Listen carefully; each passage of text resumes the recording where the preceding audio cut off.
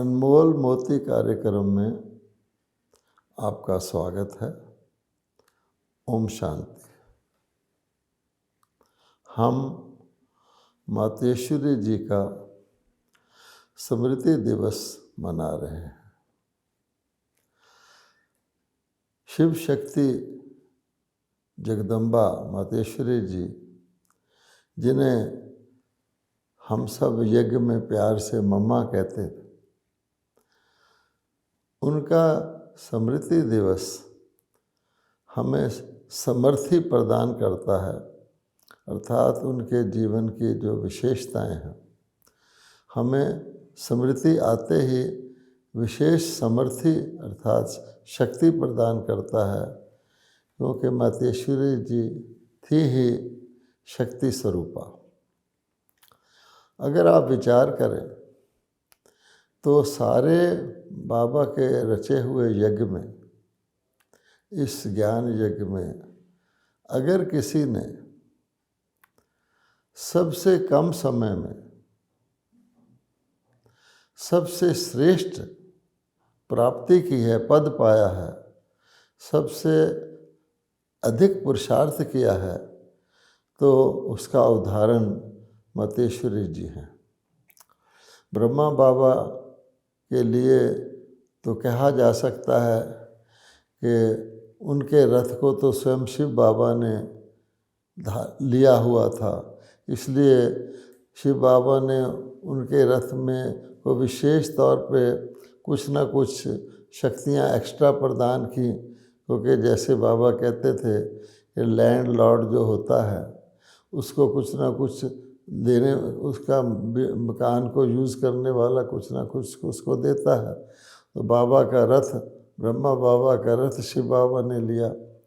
लेकिन मातेश्वरी जी के विषय में ऐसी कोई भी बात नहीं थी कि फिर भी उन्होंने अपने ही एफर्ट से एक ऐसा उदाहरण सेट किया कि कम से कम समय में अधिक से अधिक पुरुषार्थ करके उन्होंने क्या पद पाया कि संगम युग में आप ज्ञान गणेश्वरी बन गई और सतयुग में आप राज राजेश्वरी बन गई।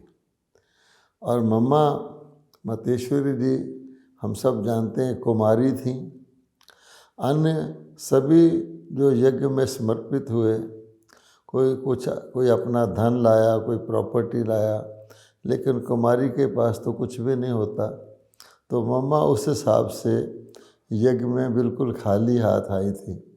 इससे ये भी पता लगता है कि यज्ञ में उच्च पद पाने के लिए किसी प्रकार का विशेष तौर पे धन लेके आना, प्रॉपर्टी लेके आना, ये कोई ख़ास बात नहीं है।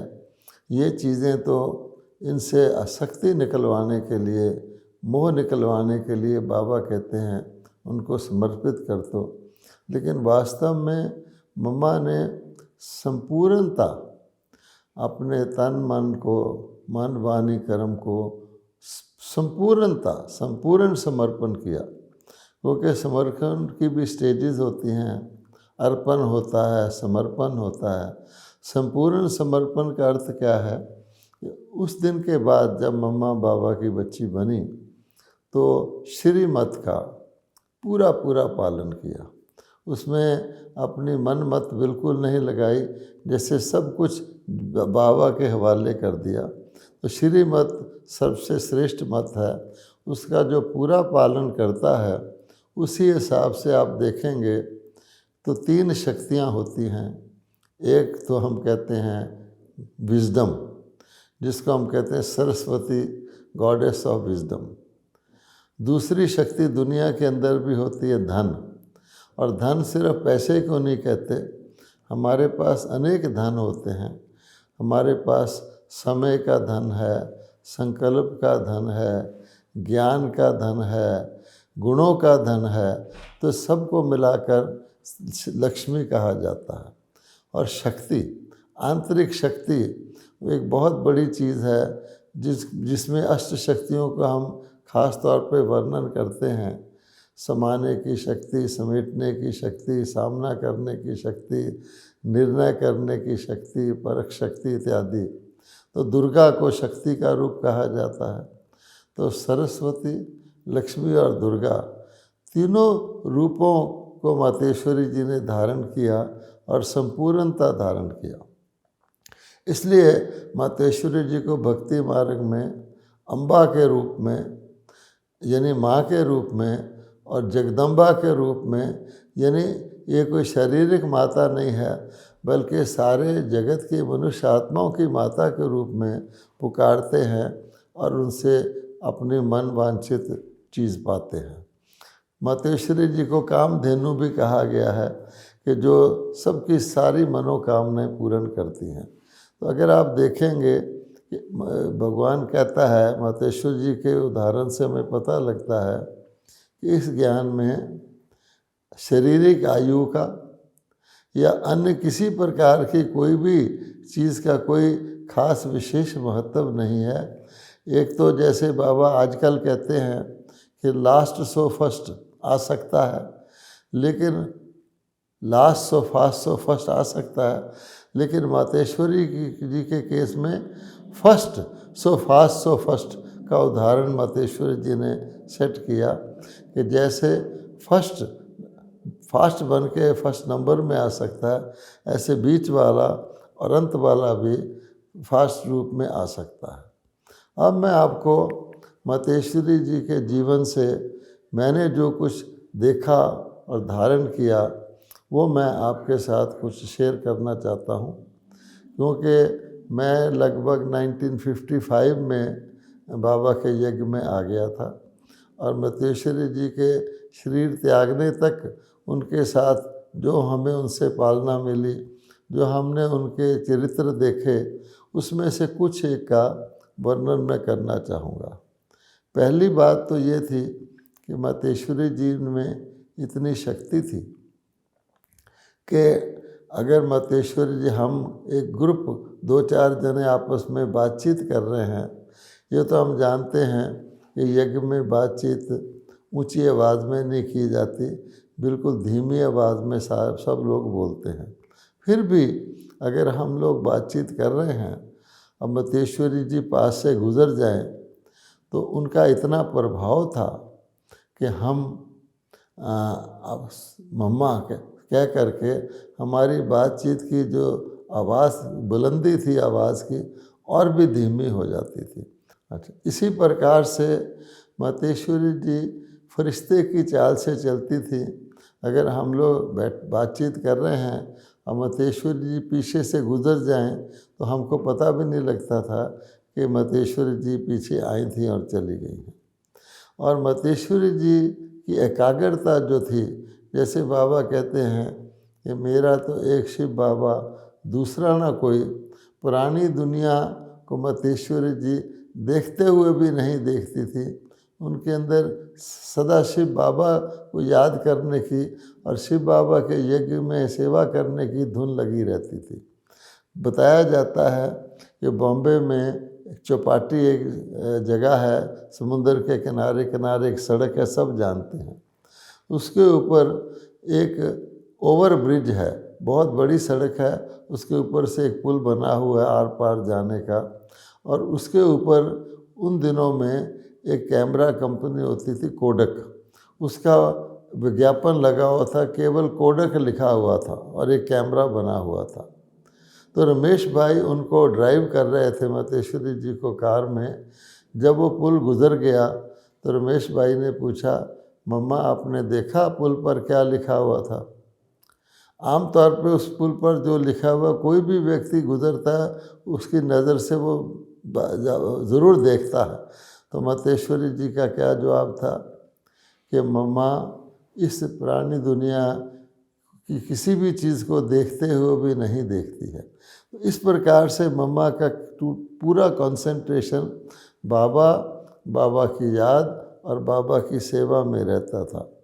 और अगर आप गौर से मातेश्वरी जी को देखें, आज भी उनका चित्र देखें कोई भी, तो अगर आप उनकी आँखों में देखेंगे तो आप ये पाएंगे कि उनकी आँखें ऊपर की ओर हैं, अर्थात ऐसे लगता है कि सामने देख रही हैं, लेकिन गौर से देखेंगे तो जैसे उनका ध्यान परम धाम की ओर, परम पिता की ओर लगा हुआ है। इसको कहते हैं निरंतर याद। मतेश्वरी जी ने अभ्यास कर करके इसको एक अपना नेचुरल नेचर बना लिया था कि बाबा की याद में सदा ही रहना है। और फिर मतेश्वरी जी के जो बाबा कहते हैं कि फाइनल जो ज्ञान का, हमारी योग का, हमारी धारणा और सेवा का जो प्रतिफल है वो दिव्य गुणों के रूप में प्रकट होता है। दिव्य गुणों का अर्थ है कि हमारे जीवन में अति श्रेष्ठता आ जाए।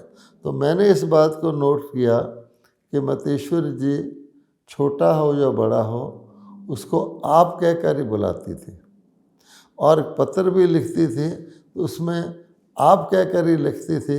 मतेश्वरी जी ने कभी भी किसी को तुम कह के नहीं बुलाया। मेरी आयु तो उस समय लगभग 21 वर्ष की थी, लेकिन मतेश्वरी जी पत्र भी लिखेंगी तो उसमें आप लिखेंगी और संबोधन भी करेंगी तो आप कह के संबोधन करेंगी। तो दूसरे व्यक्ति को इतना सम्मान महसूस होता था और मतेश्वरी जी के लिए इतना प्यार प्रकट होता था। कोई लौकिक माँ भी अपने बच्चे को आप कहकर नहीं पुकारती है। तो ये भी एक मतेश्वरी जी की समझिए दिव्य गुणों की श्रेष्ठता थी कि हर एक को सम्मान देती थी। और क्योंकि मतेश्वरी जी बिल्कुल कॉन्सेंट्रेटेड रहती थी तो किसी प्रकार का भी व्यर्थ का संकल्प या फालतू चीज़ का कोई सूचना या इन्फॉर्मेशन वो अपने पास नहीं रखती थी। उनके संकल्पों में व्यर्थ था ही नहीं, इसलिए मतेश्वरी जो हैं वो कभी भी किसी चीज़ को भूलती नहीं थी। किसी को एक बारी देख लें, उसके बाद वो 2-3 साल के बाद भी उनको मिले तो मतेश्वरी जी कहती थी कि मैंने आपसे मिला हुआ है। और इसी कारण से उनकी जब भी हम मुरली सुनते हैं, बाबा की मुरली को किस तरह सुन करके उसमें से सार निकाल करके उसको सहज बना करके, जैसे माँ एक बच्चे को दूध पिलाती है तो उसको डिल्यूट करके पिलाती है और उसके शब्दों के अंदर उतनी स्नेह भर करके और शक्ति भर के सुनाती थी, क्योंकि व्यर्थ का नामो निशान उनके आसपास भी नहीं रहता था। और आप देखेंगे कि मुझे अच्छी तरह याद है मतेश्वरी जी में शक्ति स्वरूपा तो वो थी ही। बाबा हमेशा उनको चित्र में भी शक्ति सेना जो हमारी बहनों की है उसका हेड के रूप में दिखाते थे। अब बाबा कहते थे मतेश्वरी तो यंग है, ब्रह्मा बाबा तो शरीर का बूढ़ा है, तो मतेश्वरी जी ही आगे यज्ञ को संभालेंगी। जैसे शिव बाबा कहते हैं कि हर एक की जन्म पत्री को तो बाबा ही जानता है, शिव बाबा। हुआ कुछ और ही, मतेश्वरी जी ने ब्रह्मा बाबा से पहले ही देह त्याग दिया।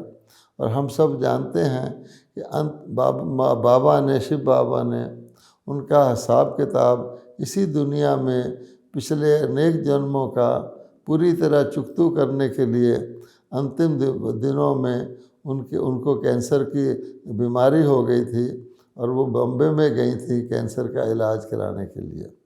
लेकिन वो बीमारी हिसाब किताब चुकतू करते करते इतनी बढ़ गई थी कि डॉक्टर्स ने, रमेश भाई उनको अटेंड करते थे, कह दिया था अब ये टर्मिनल स्टेज का कैंसर है, अर्थात अब ये कैंसर द्वारा ही इनके प्राण निकलने हैं।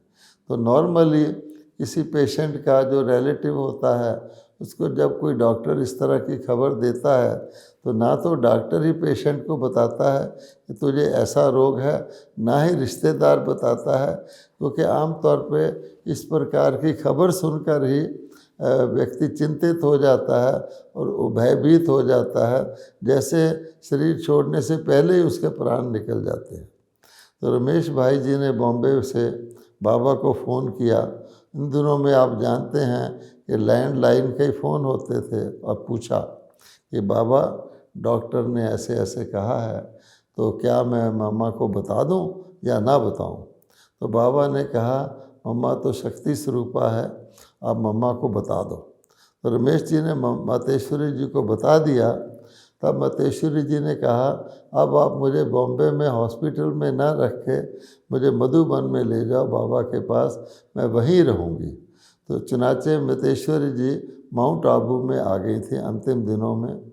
मैं क्योंकि बाहर रहता था, पंजाब में रहता था, नौकरी करता था, तो मुझे कुछ पता नहीं था इस बात का कि मातेश्वरी जी को इस प्रकार का कोई भीषण रोग है और अब उनकी अंतिम दिन है। और मैं माउंट आबू नॉर्मल जैसे आता हूँ आया, मातेश्वरी जी का चेहरा उसी तरह खिला हुआ था, मुझे कुछ भी महसूस नहीं हुआ। किसी ने कहा कि बॉम्बे में मातेश्वरी जी बीमार थी, अब वो माउंट आबू में आ गई हैं। अब मैं आपको घटना सुनाता हूँ कि मैं माउंट आबू में जब भी जाता था, वहाँ पर ओम शांति भवन में, पांडे भवन में हमारी क्लास होती थी। तो क्लास के बाद मैं सुबह नक्की लेक है वहाँ पर, सब जानते हैं, उसका पूरा चक्कर लगाता था। यंग था, चक्कर लगा कर ही वापस पांडे भवन में एंटर करता था। तो उसी प्रकार से मैं लेक का पूरा चक्कर लगा के क्लास के बाद पांडे भवन के गेट में एंटर होने वाला था, तो मैंने देखा मातेश्वरी जी अपनी ब्राह्मणी, जिसका नाम यमुना था, उसके साथ पैदल करने के लिए निकली हैं। तो मैंने कहा, मम्मा आप पैदल जा रहे हैं? तो मम्मा ने कहा, आप तो हो आए हैं ना, क्योंकि मम्मा ने देखा कि मैं पूरा चक्कर लगा के वापस आ रहा हूँ। मैंने कहा, मम्मा फिर भी मैं आपके साथ चलता हूँ।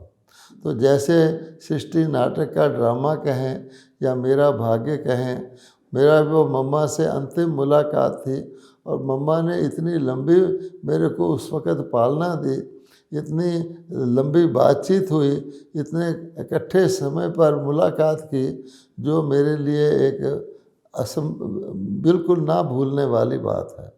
तो मैं मातेश्वरी जी के साथ चल पड़ा और वहाँ से लेकर मातेश्वरी जी थोड़ी दूर भी नहीं, वहाँ पर एक अनादरा पॉइंट है जो बिल्कुल पीछे जा कर के, जहाँ पर जाके नीचे गांव दिखते हैं पहाड़ी से, वहाँ तक भाई बहन कोई कोई वहाँ तक सैर करने जाता है।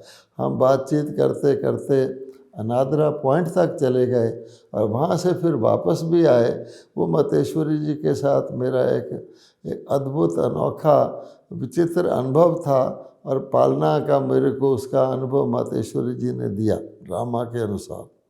लेकिन मुझे थ्रू आउट ये भनक भी नहीं पड़ी कि मातेश्वरी जी को इस प्रकार का रोग है, क्योंकि उसी तरह उनका मुस्कुराता हुआ चेहरा था और वो बातचीत करती हुई जा रही थी।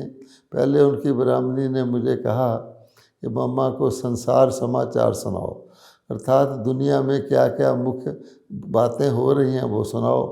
मैंने थोड़ा सा सुनाया। उसके बाद मैंने मातेश्वरी जी से बातचीत करनी शुरू की। उनका सानिध्य मुझे प्राप्त था, उनकी शक्ति के वाइब्रेशन, प्यार के वाइब्रेशन मुझे आ रहे थे। तो मुख्य बात जो मैंने उनसे पूछी, मुझे आज तक भी याद है। तो मैंने कहा, मम्मा अभी तो आप मेरे साथ चल रहे हो, अब मुझे पता है कि मैं बृजमोहन हूँ, आप मम्मा हैं, लेकिन जब हम सतयुग में चले जाएंगे, अगले जन्मों में जाएंगे, तो हमारा नाम रूप तो बदल जाएगा। फिर हमें कैसे पता लगेगा कि आप हमारी मम्मा थीं और मैं आपके साथ बृजमोहन भाई था? तो मम्मा ने मुस्कुराया और मम्मी ने कहा, देखो शरीर तो बदलते रहते हैं, शरीर बदल जाएंगे, लेकिन संबंध की जो समीपता है, जितनी जितनी जिसकी अब है, उसी समीपता के अनुसार वहाँ समीपता रहेगी और समीपता के साथ ही हम अपना पाठ बजाएंगे। तो ये विशेष बात मातेश्वरी जी ने मुझे कही थी, वो मुझे अच्छी तरह याद है। उसके बाद हम घूम कर के आ गए और मुझे तब भी महसूस नहीं हुआ। बाबा ने मातेश्वरी जी से, उस समय हमारे बगीचे में अंगूर लगते थे, मातेश्वरी जी से अंगूर बंटवाए हर एक बच्चों को, वो भी उन्होंने बांटे तो मुस्कुरा कर बांटे, हमें पता नहीं लगा। परंतु जब मैं वापस अपने शहर में चला गया तो कुछ दिन के बाद ही खबर आई कि मतेश्वरी जी ने शरीर त्याग दिया है, तब मुझे सारी बात पता लगी।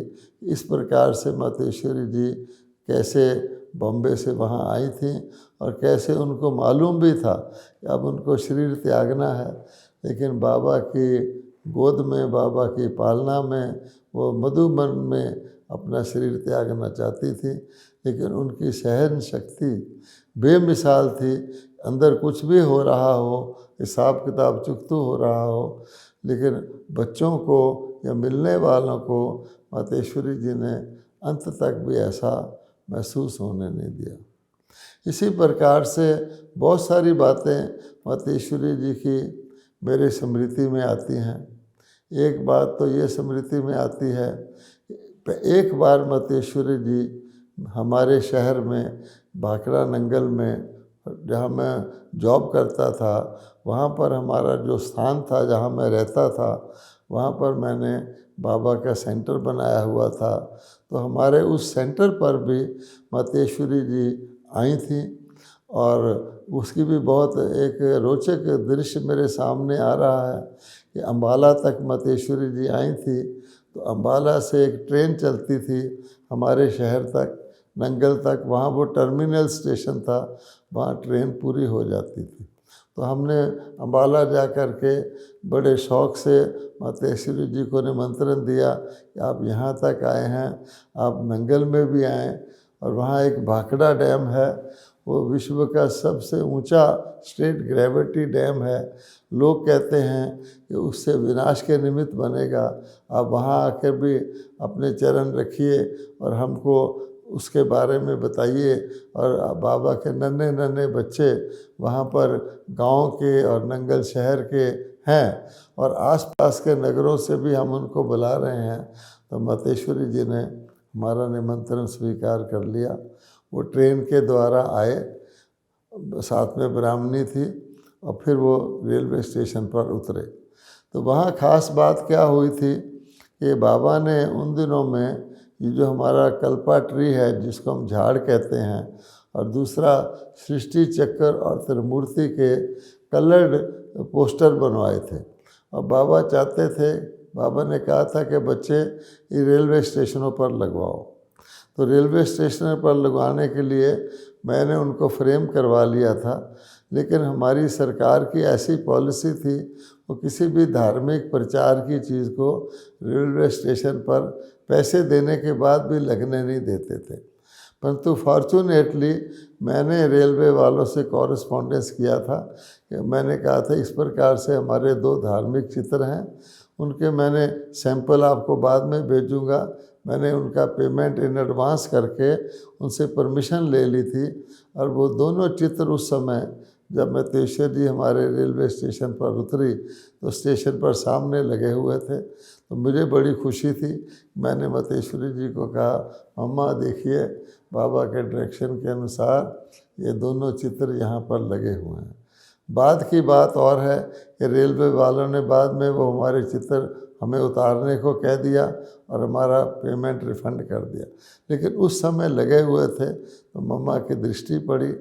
फिर मतेश्वरी जी हमारे सेंटर पर आई और उनका तो प्रभाव ही सरस्वती माँ थी। तो सारे स्टूडेंट जैसे कि उनको कुछ क्षणों में ही इतनी शक्ति प्राप्त हो गई जो शायद 1 वर्ष में होती हो। और मुझे एक घटना और भी याद आती है कि वहाँ पर लुधियाना से एक परिवार था, वहाँ से शायद 83 माइल्स था लुधियाना। वो साइकिल पर अपनी पत्नी को और अपनी बेटी को भाई बिठा करके, इतना उसके अंदर लगन था, वो आया था मतेश्वरी जी से मिलने। और आज भी उनकी जो बेटी है वो ब्रह्मा कुमारी है, पंजाब में एक सेंटर के ऊपर इंचार्ज है, और बहुत ही त्यागी भाई था। उसकी भी मैंने देखा, थोड़ी बहुत पैसा भी वो लाया था मतेश्वरी जी को देने के लिए। फिर हम मतेश्वरी जी को भाखड़ा डैम पर ले गए और वहाँ जाके मतेश्वरी जी को बताया कि देखिए ये इतना बड़ा डैम है, इसमें इतनी बिजली पैदा होती है। इसके राइट तरफ और लेफ़्ट तरफ 2 गवर्नमेंट, रशिया वालों ने और अमेरिका वालों की मदद से ये बना है। इसके अंदर 80 मील पानी पीछे सरोवर में इकट्ठा हुआ है, और अगर इस डैम को कुछ हो जाए तो सारा पानी फ्लड कर देगा सारे एरिया को। तो मतेश्वरी जी ने देखा, मुस्कुराया, और मतेश्वरी जी ने कहा ये पालना भी करेगा, इससे बिजली भी मिलेगी और किसानों को पानी भी मिलेगा अनाज के लिए, और फिर बाद में जो होगा वो होगा, लेकिन ये सेवा भी करेगा। ये बात मतेश्वरी जी ने हमें भाखड़ा डैम के लिए कही थी। फिर जब मतेश्वरी जी को हमने छोड़ना था तो हमने सब ने मिलकर बहुत प्यार से उनको ट्रेन में बिठा दिया, और वहाँ से ट्रेन चल पड़ी। तो हमारे भाई बहनों को ख्याल आया कि मतेश्वरी जी के लिए हमने संतरे लाए थे, वो संतरे हम मतेश्वरी जी को दे ही नहीं पाए। तो एक भाई थे, उनके पास बड़ा मोटरसाइकिल था, तो बनारसी भाई उनका नाम था, इंजीनियर थे। उन्होंने मुझे मोटरसाइकिल के पीछे बैठाया और हमने वो संतरे लिए और मोटरसाइकिल को दौड़ाया। लेकिन ट्रेन तो ट्रेन ही होती है। अगले स्टेशन पर ट्रेन जब हम पहुँचे तो ट्रेन वहाँ से चल पड़ी थी। तो फिर हमने सोचा इससे अगले स्टेशन पर जाते हैं। तो उसने और भी तेज़ी से मोटरसाइकिल चलाया। उस वक़्त बसें भी सड़क के ऊपर चल रही थी, आ रही थी, जा रही थी, परंतु हम इसी धुन में थे कि अब मम्मा को हमने संतरे पहुँचाने हैं। हमें कुछ दिखाई नहीं दे रहा था, ना कुछ भय लग रहा था। उस भाई ने इतना तेज़ मोटरसाइकिल चलाया कि उससे अगले स्टेशन पर जाकर वो प्लेटफार्म पर ही मोटरसाइकिल ले गया। तो मम्मा की ट्रेन वहाँ खड़ी थी और हमने डिब्बे सारे बंद थे, परंतु उस डिब्बे पे हमने फूल लगाए हुए थे। तो हमने डिब्बे को ज़ोर ज़ोर से नॉक किया। जो भाई था मम्मा के साथ, उसने दरवाज़ा खोला और हमने वो संतरे, वहाँ प्लेटफार्म बहुत बड़ा नहीं था, ट्रेन ऊंची थी, हमने संतरे ऐसे दिए और ट्रेन चल पड़ी। मम्मा बहुत मुस्कुराई, परंतु हमें आज भी वो खुशी आती है कि देखो हमने मतेश्वरी जी को वो जो हमारी भावना थी वो संतरे दिए। इसी प्रकार से बहुत सारी सुखद घटनाएं याद आती हैं।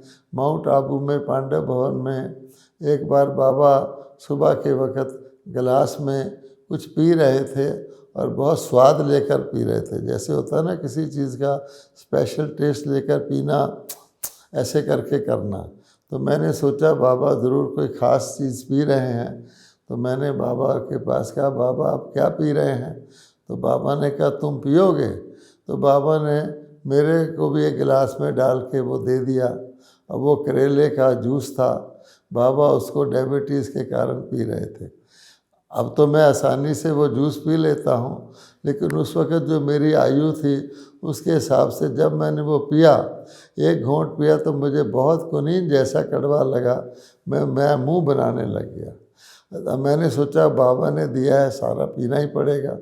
इतने में मतेश्वरी जी मेरे पास से गुजरी, मेरा चेहरा देखा और पूछा, बच्चा क्या बात है? तो मैंने मतेश्वरी जी को बताया। तो उन्होंने कहा अच्छा छोड़ दो, रहने दो, तुम मत पियो। इस प्रकार से मम्मा के रूप से बहुत सारी बातें उनकी पालना की याद आती हैं। लेकिन यही बात बार बार ख्याल में आती है कि अगर एक कुमारी की सामान्य आत्मा इतना श्रेष्ठ पुरुषार्थ कर सकती है कि उनकी लौकिक माँ, जो उस वक़्त यज्ञ की संदेशी होती थी ऑफिशियल, वो भी उसको मम्मा कहती है, और ब्रह्मा बाबा भी उसको मम्मा कह के पुकारते हैं। और उनकी जो सखियाँ, उनकी जो हमजिनस बहनें थीं, जब उनको मम्मा का पाठ बाबा ने दिया, वो भी उनको मम्मा कह के बुलाने लग गई। और यहाँ तक कि मतेश्वरी जी की शारीरिक आकृति भी बदल गई। थी वो कुमारी, लेकिन वो भी माता जैसी हो गई। ये देखकर हम समझते हैं कि कितना शक्तिशाली बाबा का ज्ञान है। उसको जो हम धारण करें तो क्या नहीं हो सकता।